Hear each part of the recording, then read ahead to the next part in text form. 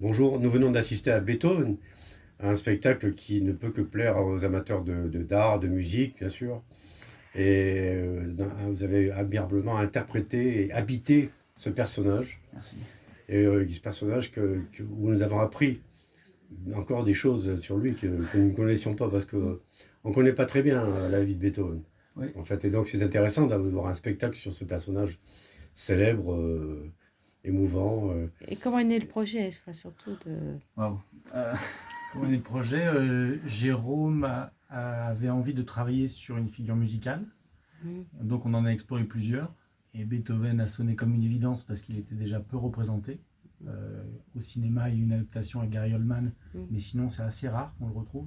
On parle beaucoup de Mozart et de son duo avec Salieri, une histoire extraordinaire aussi.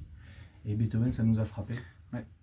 Ouais, il a une vie quand même particulièrement difficile et tragique et un peu émouvante, quoi. Donc du coup, comme vous disiez, il y a des éléments qu'on avait envie de remettre en surface aussi, pas seulement son tempérament et toutes les choses qu'on connaît un peu, mais aussi sa vie avec ses amours, avec ses tourments, avec ses déceptions de Napoléon, tout ça qui est vrai. Donc du coup, il avait beaucoup de rage contre les trahisons, quoi. Napoléon, il était fou de rage en grattant sa partition parce qu'il a été trahi. Quand on a retrouvé la lettre à Élise, c'est quelque chose qui nous plaît parce que sur la partition, il n'y avait pas écrit Élise, c'était écrit, il y avait des lettres T, H, S, il y avait plusieurs lettres et d'autres effacées. Et comme on savait qu'il y avait une Thérèse dans son environnement, il y a de grandes suppositions que ça soit en fait la lettre à Thérèse vraiment, le vrai titre. Donc c'est pour ça qu'on a pris cette histoire, enfin que Clément a mis en avant cette histoire, quoi, d'amour, surtout une histoire d'amour en fait. Oui, avant tout. Oui. Oui. Et tu veux poser une question? Enfin, moi, ce que j'ai trouvé d'extrêmement émouvant, c'est ce fameux Ode à la joie, qui était justement à un moment donné où il n'était pas à la joie du tout. À la fin, ouais. Et je trouve ça terriblement émouvant. Bah oui, c'est ce qu'en plus on en parlait à midi. C'est vrai que, et puis on le dit dans la pièce quand il dit mon requiem. En fait, toutes les grandes figures de la musique ont eu un requiem. C'était un peu, quand on a un dernier morceau à écrire, c'est la requiem. Mozart, c'était son requiem, c'est vraiment le dernier aussi, la Lacrimosa. Et du coup, Beethoven, lui, il sait qu'il va mourir. Il est trahi de toutes parts, il est pas bien, il est sourd. Il entend sa musique à travers une baguette ou en coupant les pieds de son piano qu'il mettait au sol en écoutant les vibrations. Enfin, il a tout essayé. Et là, il crée dans une symphonie ce qui ne se faisait pas de mettre un chœur, une chorale pour chanter l'Ode à la joie. Donc, dire, il a fait la paix vraiment avec tout le monde. Et c'est assez touchant des personnages comme ça. Et on voulait, enfin, Clément, je pense, voulait le rendre un petit peu aussi humain et pas juste dramatique, quoi. C'est vrai que cette œuvre-là a une portée humaine immense et intemporelle. Ah oui, c'est l'hymne européen du coup.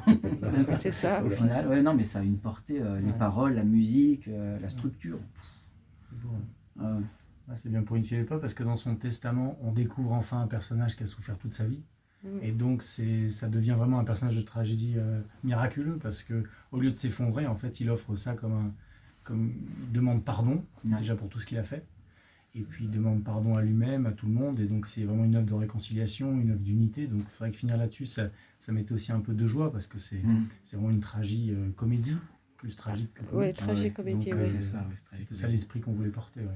Et puis moi j'adore en plus toutes les histoires de rédemption, toutes les histoires qui commencent mal, qui sont dramatiques et qui finissent, mais au dernier point, on a toujours un petit espoir, même à la fin, à la dernière seconde de sa vie, c'est pas fini.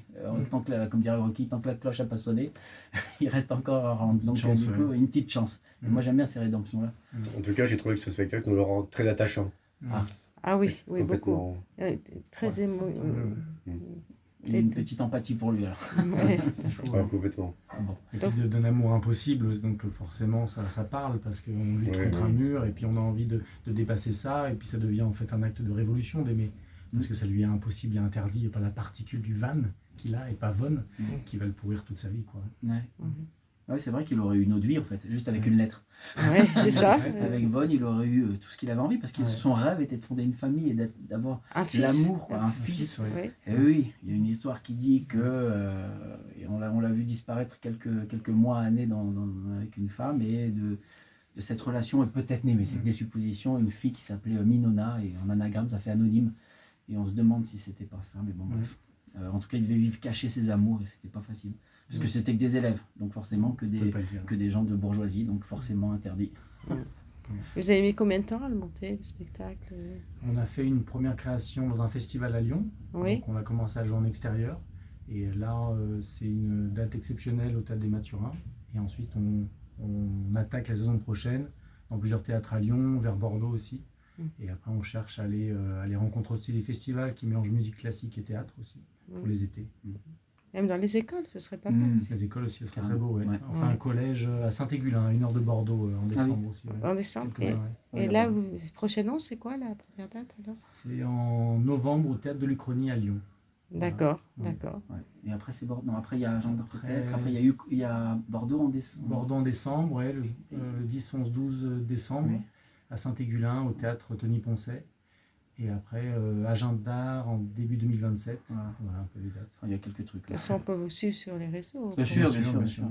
C'est quoi alors? Et le site aussi. Alors, sur nos réseaux, c'est Jérôme Palmer, ça se trouve facilement. Sur Instagram, et voilà. Clément Rivière aussi sur Instagram, on les trouve facilement. Comme ça, les spectateurs peuvent voir, enfin les gens qui ont envie de voir le spectacle. Oui, absolument. Oui. Et on a une compagnie qui s'appelle Scando, exactement, avec plusieurs spectacles. Là, c'était Beethoven et Clément a aussi écrit, je te laisse dire, tiens. Non, il y a eu un autre spectacle aussi, un autre seul en scène sur Germinal, qu'on présente au Festival of d'Avignon à l'espace Saint-Martial. Voilà. On y va, nous, à Avignon. Tous les jours à 10h, vous serez nous invités. D'accord, merci beaucoup.